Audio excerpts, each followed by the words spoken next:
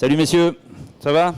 Salut Fred. Vous êtes, c'est le dernier run, la dernière journée du salon des pêches en mer de Nantes. Sur le salon, on a vu qu'Ultimate Fishing avait un magnifique stand et vous officiez de main de maître depuis le début et ça va, ça booste, il y a du monde à tenir sur Seb. Oui, on est vraiment content, on a vraiment une bonne affluence sur le stand depuis vendredi en fait et j'espère que le public est content et qu'ils sont contents de venir nous rencontrer sur le stand, découvrir les nouveautés. Qu'est-ce qui est le plus demandé sur le stand? Quelle technique de pêche par exemple la plus demandée? En fait, les demandes sont vraiment hyper variées et on a des gens qui viennent rechercher des informations très techniques et qui ciblent. Et l'avantage chez nous, c'est qu'on a un spécialiste dans chaque technique et on peut orienter les gens vraiment sur des trucs super pointus. Et les gens viennent chercher ça. Voilà. Plus qu'une chose, ils viennent chercher quelque chose de très pointu et de très technique. C'est ça, c'est que dans chaque technique de pêche, il y a au moins un spécialiste qui peut répondre à cette demande. Vous êtes plus nombreux, mais il y en a plusieurs, mais au moins un sur chaque demande. Exactement. Les gens n'attendent pas pour les renseignements parce que vous êtes nombreux. C'est-à-dire que dès que quelqu'un vient sur le stand Ultimate Fishing, il regarde un leurre et puis il dit « mais je voudrais pêcher le bar, est-ce que ça marche ?» Il y en a un qui va répondre immédiatement, il ne va pas attendre de... C'est ça, Fred, on va l'aiguiller directement vers le spécialiste, entre guillemets, ou les spécialistes qui sont disponibles sur le stand et cette personne sera immédiatement renseignée. Alors justement, on parle de spécialistes. Vous en êtes les gars? Là, on voit déjà des images qui vont nous illustrer un peu ce qu'on va pouvoir dire. Ça y est, on a le sang qui a fait qu'un tour là. Donc l'ESP, c'est vous sur la pêche du thon en l'occurrence. Vous êtes venu avec du matériel, ici même, dont un leurre que j'apprécie particulièrement moi. Oui, celui-là. Au hasard. C'est pas au hasard. Parce que je pêche pas spécialement le thon, mais je pêche beaucoup de poissons avec ça. Pas que le thon d'ailleurs. Croyez-moi, oui, ça on peut commencer d'en parler. Tiens, on va ouvrir le sujet avec ça. Avec ce leurre-là. Avec le classique. Le feed popper. Alors je vous laisse le décrire et en parler. Alors le feed popper, je dirais que c'est un grand classique, donc c'est un popper forcément comme l'indique son nom. Et je pense que c'est vraiment un incontournable pour la pêche du thon en fait et pour beaucoup de poissons, comme tu pouvais le dire Fred, et en exo également. Voilà, donc je pense que si on a éventuellement 2-3 leurres à avoir dans sa boîte, il faut vraiment avoir le feed popper. Donc en fait, il va se décliner en plusieurs tailles. Celui que tu as dans les mains là, c'est le 175. C'est la plus grosse taille des feed poppers. On peut éventuellement l'avoir en 150. Donc Pierre utilise le 175 en Bretagne Nord. Voilà sur les images qu'on peut voir derrière. Et notamment, il y a une petite chasse là. Voilà, exactement. Sur cette chasse, c'est d'ailleurs ce leurre qui se fait attraper. On a des gros poissons qui mangent parfois des grosses proies et on a besoin de leurres assez volumineux mais qui vont pas faire des grosses gerbes d'eau. Le thon, c'est pas une carangue. On va pas animer les leurres très fort. Du coup, le feed popper est parfait. Il va se poser bien à plat sur l'eau sans faire de grosses gerbes d'eau. Voilà. Et en 175, ça correspond parfaitement à nos besoins là, sur la Bretagne Nord. Alors, tu utilises un coloris en particulier? Non. mais j'avoue avoir un petit faible personnellement là-dessus. Voilà. Après on a eu des super résultats. Ouais, voilà, celle-là. Alors après on va voir les coloris imitatifs et moi j'avoue que j'ai vraiment un gros faible pour le coloris macro et c'est vraiment efficace quoi. D'accord. Alors le fameux feed popper, on le voit en action d'ailleurs sur les images. Feed popper qui a pris au milieu d'une chasse un poisson et là la canne et le moulinet que je vois sur les images, c'est... Ouais, les images juste avant, là, on était sur le bateau avec Romain cet été. En fait, c'est cette canne-là. Ça, c'est la dernière année. Elle est arrivée l'année dernière, spécialement pour les poissons de la Bretagne Nord. C'est la canne la plus puissante. On l'a fait un tout petit peu plus courte qu'une canne à thon classique, parce qu'on a un peu moins l'impératif de distance de lancer. Sur les images tout à l'heure, on voyait quand je me fais attraper à l'avant du bateau, on a les chasses, on arrive vraiment à traverser les chasses avec le bateau. Donc, le côté distance de lancer, des chasses éphémères, ces choses qu'on retrouve en Atlantique chez Seb, on les a moins sur la Bretagne Nord. Donc la canne a été faite un peu plus courte, par contre extrêmement puissante. C'est-à-dire, puissance et longueur, tu vas nous donner? On est à 2,20 m, alors qu'une canne plus classique à thon à lancer, on va être plus sur quelque chose qui fait 2,50 m. Pour vraiment avoir une chance, propulser son leurre à distance au bon endroit. Voilà. La Red Monster spéciale. C'est ça. Et cette canne-là, elle fait 200 livres. On peut passer une ligne en classe 200 livres. Là, pour le coup, cette tresse, ça va arriver cette année aussi. J'ai pêché toute la saison dernière avec. C'était un proto. C'est un PE10. honnêtement, c'est incassable. On n'a pas eu une seule casse sur les poissons. Le pêcheur lâche avant la tresse et la canne. Donc il y a une très bonne glisse pour pouvoir propulser le leurre à bonne distance, une très bonne glisse dans les anneaux, et puis les spires quand tu remontes le poisson. Oui, c'est ça, tu peux regarder, les tresses elles ont fait la saison. Alors évidemment le montage est important avec les mérillons rolling pour éviter de vriller ta tresse. Ça c'est Decoy, c'est un DR1. Il y a juste un petit montrer rolling comme ça. Voilà, c'est ça. Hop. Voilà. Ouais, c'est mieux. Alors volontairement un seul hameçon simple. Un JS5, alors on adapte la taille au leurre, voilà. Alors ça peut paraître surdimensionné comme ça, mais sur un blasine en 110, pour nos poissons, c'est un montage qui est adapté. L'anneau brisé, c'est 200 livres, et ce leurre-là fait 64 grammes. On arrive à le lancer avec la canne de 200 livres. Ton shockline, c'est du fluoro. C'est un fluoro. Alors, là, le montage, je l'ai modifié. J'ai monté ce leurre-là hier pour le lancer sur le bassin. Alors, quand on passe sous la couche d'eau, on descend un peu en diamètre. En fait, ça, c'est le montage que j'utilise sur les leurres de surface. C'est un 220 livres. Et on n'a pas besoin d'avoir quelque chose de super discret quand on est au-dessus de la couche d'eau. Avec un popper, la discrétion est moins importante. Par contre, dès qu'on va descendre dans la couche d'eau, avec un blasine, ou les petites armes qu'on a là, le press bait, super leurre qui pêche excellemment bien la descente. Alors ça, Seb, il peut t'en parler. C'est lourd aussi d'ailleurs. Ouais, alors le press bait c'est pareil, ça pour moi c'est vraiment un des incontournables à avoir dans sa boîte. Alors moi j'aime bien dire qu'en fait c'est un leurre qui pêche tout seul. Moi ce leurre là je vais l'utiliser vraiment sur les grosses chasses où on a vraiment un cœur de chasse qui est bien marqué. Et donc ce qu'on va faire, c'est qu'on va essayer de lancer le leurre le plus loin possible derrière la chasse. Dans un premier temps, on va l'animer en surface pour le faire flapper, faire du bruit en fait. Et au moment où on va arriver dans la chasse, tac, on baisse la canne. Et là, le leurre, il va pêcher tout seul. Dans le sens où il va descendre tout doucement, un peu comme une proie qui a été blessée et que les thons vont aller chercher après en fait. Alors l'autre intérêt de ce leurre-là, il pèse 42 grammes. Par contre, c'est super dense et ça se lance vraiment très très très bien. Grosseur d'hameçon. Alors là-dessus, on va réarmer et moi perso, je vais pêcher comme avec des triples. Ce sera du YS 82 en numéro 1-0 en fait. En 1-0. Ouais. Alors disons que nous, par chez nous, on a quand même des poissons un petit peu moins gros que chez Pierre et on peut se permettre quand même de rester sur des tailles d'hameçon un petit peu moins conséquentes. C'est sûr que quand on voit par rapport 5-5-0, c'est ça Pierre ? Ouais, c'est ça. Voilà. Ça paraît démesuré. Par rapport au leurre, oui. Mais justement, ce qui est intéressant, c'est de savoir, on dit un peu plus gros, un peu moins gros, qu'est-ce qu'on entend par gros quand on entend, on cherche pas spécialement un record, alors, mais c'est pour donner des idées. Non, c'est surtout pas, on cherche pas un record. Donner des idées, tu vois. Disons que chez nous, globalement, ces dernières années, on avait beaucoup de poissons entre 60 et 80 kilos. C'est vrai que la saison dernière, on a rencontré des poissons beaucoup plus gros.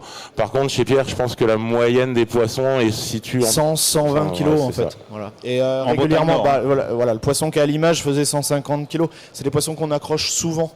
Voilà. On a beaucoup plus de chances d'accrocher un poisson de 120 kg que d'accrocher un poisson de 80. Alors le deal actuellement est de savoir je pêche avec ou sans ardillon. Ça en ce moment c'est une grosse question. Avec. Alors moi j'avoue que j'écrase les ardillons en fait. Mais non, mais chacun voit midi à sa porte, mais c'est intéressant d'avoir les avis des uns et des autres. Moi perso je les écrase pour deux raisons. De toute façon déjà globalement on est quasiment tout le temps en tension, donc les risques de décrocher les poissons sont assez rares. Par contre effectivement quand les poissons arrivent au bateau, pour les décrocher sans ardillon c'est beaucoup plus facile, ça va beaucoup plus vite. C'est vrai. Et puis après il y a aussi un petit côté sécu entre guillemets, il n'y a pas d'ardillon, si jamais il y a un petit accident, ça ressort sans aucun problème. Voilà. Quant à toi Pierre ? Moi je mets des hameçons simples et je garde l'ardillon pour le coup. D'accord. En fait là avec les gros poissons comme ça il y a forcément un moment où on n'est pas bien, où on est à la limite et on passe la canne ou on fait une erreur, on relâche, le poisson fait un travers et on décroche un peu trop de poissons. Seb il est beaucoup plus puissant que moi physiquement. Bon d'accord, si c'est pour ça, alors si c'est simplement pour ça. Et forcément il y a un moment où moi j'ai des faiblesses. Et moi je suis humain, lui il est pas humain, c'est ça ? Non. D'accord. Voilà, en fait je mets un seul hameçon souvent avec un ardillon. Alors juste je voulais revenir du coup sur l'armement de la press bait. Ouais. Parce que quand on met pas un trip, il y a une toute petite subtilité par rapport à l'orientation ici de l'anneau, de l'accroche. D'accord. Ici, en fait, on va pas mettre un JS5, on va mettre un hameçon de jig, un JS2. La différence sur l'hameçon, ça va être juste la manière dont, ici, l'accroche est implantée. Le JS2 va être implanté dans l'autre sens, à plat. Et après, il y a aussi une autre petite subtilité, c'est qu'on peut aussi éventuellement armer ses leurres, enfin moi notamment le press bait, je le fais aussi, avec des assists en fait. Les fameux dévissants. L'intérêt des assists, c'est qu'ils vont aller se coller beaucoup plus facilement dans la gueule des poissons. Et après, là, il n'y a quasiment plus aucun risque de décrocher les poissons. Le poids des cannes, moulinées, cannes, tout compris, maintenant on arrive à des poids défiant toute concurrence. C'est léger pour pouvoir pêcher une journée complète à propulser des leurres comme on le fait. Vous êtes dans c'est confortable quand même. Là, t'as pas besoin d'être bâti comme Seb. Non. Et puis il y a un truc qui est super quand on pêche le thon. On pêche pas la carangue, on n'a pas la canne en main très longtemps. C'est-à-dire que les impératifs de poids passent au deuxième plan en fait sur ces pêches-là. On va pas lancer toute la journée. On va pas animer c'est vrai toute aussi, la journée. Du coup, avoir une canne un peu plus puissante, un peu plus lourde, ça va beaucoup moins nous gêner. On sort de la logique classique de confort là. Le confort, on va le chercher pour le combat. Et la puissance et la longueur de la canne, il faut l'adapter par rapport à ça. Une question posée, la tresse, le nom de la tresse et où est-ce qu'on la trouve? Parce que là, du coup, tu as fait des émules avec la tresse. Alors Yannick va pouvoir nous répondre. L'UFPE, avril, voilà. Avril. Tout de suite, elle va arriver courant avril. Il y aura PE 8, 10. 8 et 10. 8 et 10 pour l'instant. Voilà, ça c'est la méthode de travail d'Ultimate. On la teste une saison avant de la mettre sur le marché. Bah oui, ce que je comprends, puisqu'il l'avait toute la saison dernière. Voilà. Donc c'est pour ça, une question est posée, on répond directement, c'est aussi bien. Et en attendant l'arrivée de ces tresses-ci, on a quand même déjà toute une gamme de tresses très complète. Voilà, mais notamment les Cassman de chez YGK. Ouais, elle vient en complément sur les grosses puissances, cette tresse. Parce qu'on a la Castman, comme dit Seb, qui est parfaite pour mettre sur les cannes de 80 jusqu'à 120 livres en PE8, c'est parfait. Parce que le problème des tresses, on le sait, surtout au thon, quand on ramène un poisson, que les spires rentrent dedans et quand il repart, ça donne des à-coups qui ne sont pas toujours bien sympas, quoi. Alors, il y a une chose pour éviter ça, c'est quand on va spoler le moulinet, il faut vraiment, vraiment tendre la tresse. Voilà. C'est hyper important. C'est fait pour toi, ça. Ah oui, mais c'est impératif. Je dirais, quand on spoule le moulinet, il faut que ce soit du bois. C'est pas possible autrement. Sinon, si la tresse finit par rentrer dans la bobine, là, il ne faut pas pouvoir du tout appuyer. En fait, faut pas que la tresse puisse rentrer. Regarde, si tu as... Bouge pas, j'ai levé. Comme ça, jusque... Hop là, il y a un hameçon au bout. Voilà. C'est pas grave. J'ai juste à tenir comme ça, une caméra va se caler dessus. Et en fait, si tu essayes ici d'appuyer sur la tresse, tu peux pas enfoncer. Ce qui fait que quand tu vas y avoir le maximum de tension pendant le combat, les spires de tresse vont pas pouvoir passer sous les autres. Et ce que tu décrivais tout à l'heure, en fait, c'est parce que les spires passent les unes en dessous les autres. Et quand ça sort, ça entraîne tout. Et là, il se passe n'importe quoi. Très souvent, au bout d'une vingtaine de lancers, tu sais, on ramène avec le vent. Quelquefois, c'est pas toujours bien tendu. Et c'est là où peut arriver aussi le pépin, quelquefois. Mais on lance, comme tu dis, jamais le bien loin maintenant. C'est pour ça qu'il faut accrocher le poisson tout de suite. Ouais, voilà, une fois que tu as fait un poisson, après c'est tendu, il n'y a pas de problème. Alors, ce sont des éléments incontournables, bien sûr. Je répète en non-stop, la pêche du thon. On va pêcher le thon de plus en plus loin. Tout le monde veut le pêcher. On n'a pas tous l'embarcation nécessaire pour y aller. Restez prudents. Moi, je tiens à vous dire, et on n'y va pas seul. On ne va pas seul pêcher au thon. Et on y va avec le bon permis aussi. On y va aussi avec le bon permis. C'est vrai aussi. Alors après, sur certaines zones, on a des poissons qui sont très près de la côte. Alors, oui, moi je parle, j'ai bien dit, loin. Oui. J'ai pas dit près. C'est pour ça, et c'est pour ça que je me permets d'intervenir, parce que dans beaucoup de zones, les poissons vont être loin de la côte. Mais on a des zones où on a la chance d'avoir le matin et le soir. C'est vrai, de plus en plus. Des poissons à moins de 4000 de la côte. C'est vrai. C'est fabuleux. Et moi je parle un peu plus bas. Ouais, et là, effectivement, on est obligé de s'écarter beaucoup de la côte. Et là, il faut l'embarcation, il faut le permis, il faut être formé à la navigation hauturière, c'est super important. J'en ai parlé hier, des cannes. Les cannes, c'est très important. Faites attention à ce que vous achetez. Ici, venez voir ce qu'on trouve sur les stands. Vous verrez ces cannes, par exemple. Vous verrez ce que c'est. On vous expliquera ce que c'est une canne pour pêcher le thon. Si vous achetez sans voir la canne, sans l'avoir en main, sans avoir le conseiller technique en face de vous, croyez-moi, ça peut changer la donne. Et vous risquez d'attraper ce qu'il ne faut pas. Le beau poisson, la canne va exploser. Et le mandrin va vous traverser le corps, la tête ou je ne sais quoi, ou celle du copain. Je vous garantis d'acheter des cannes sans les voir, sans avoir un conseiller comme eux sur un stand comme on a. C'est pour ça qu'il y a des salons, c'est pour aller voir le matériel, ou chez un détaillant. Mais faites-vous conseiller, n'achetez pas une canne comme ça, c'est une canne au thon qui fait 130 livres, etc. Sans l'avoir vue, sans l'avoir touchée. Faites pas venir la canne chez vous comme ça. C'est un conseil que je vous donne. Il y a des accidents, on peut les éviter. Et la canne au thon, ça en fait partie. Parce qu'il y a une traction qui est telle avec ce poisson que quand elle explose, je vous jure, il faut du vrai matériel. Et ça en fait partie.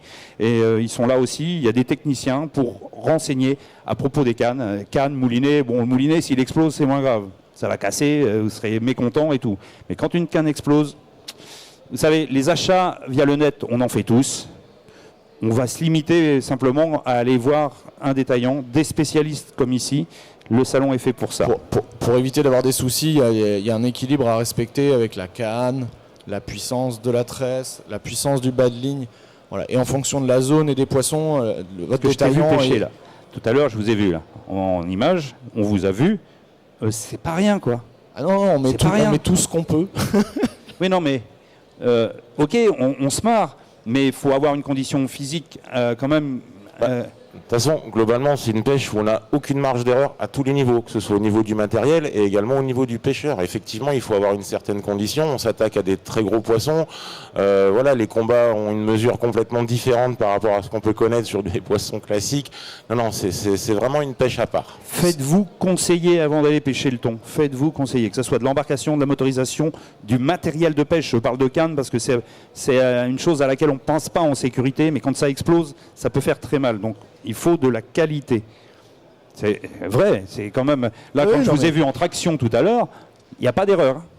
Non, mais en fait, il y a des principes, j'insiste, je suis désolé, mais il y a des principes sur la puissance de la canne, la puissance de la tresse, la puissance du bas de ligne. En fonction de votre zone, votre détaillant, il va savoir vous dire, voilà, les poissons, ils font cette taille-là, on les attrape de cette manière, la canne, elle doit avoir cette action, cette puissance, cette longueur. Et si on respecte ces principes-là, il n'y a pas de raison.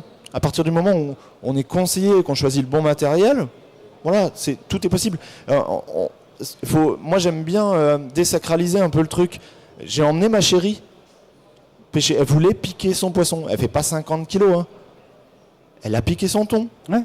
Des poissons qui font 100 kilos. Ouais, tout à fait. C'est pas un souci. Alors, le combat, on l'a terminé parce que, voilà, faut être réaliste aussi. Il lui a fallu de l'aide. Mais elle est venue avec nous. Elle a piqué son poisson. Avec nous. Exactement. On est 4 sur l'embarcation.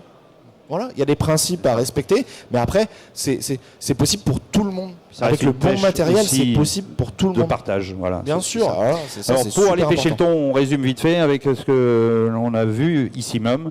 Un feed popper, un brit. On va avoir un peu des leurres pour toute la couche d'eau. Donc en surface, on va conclure, on va aller le feed popper. Après, on va avoir éventuellement le stick comme le brit. Et après, ça va se passer sous la surface. Alors, avec éventuellement le rabavette, le rough trail blazine, là, le 110, qui est parfait.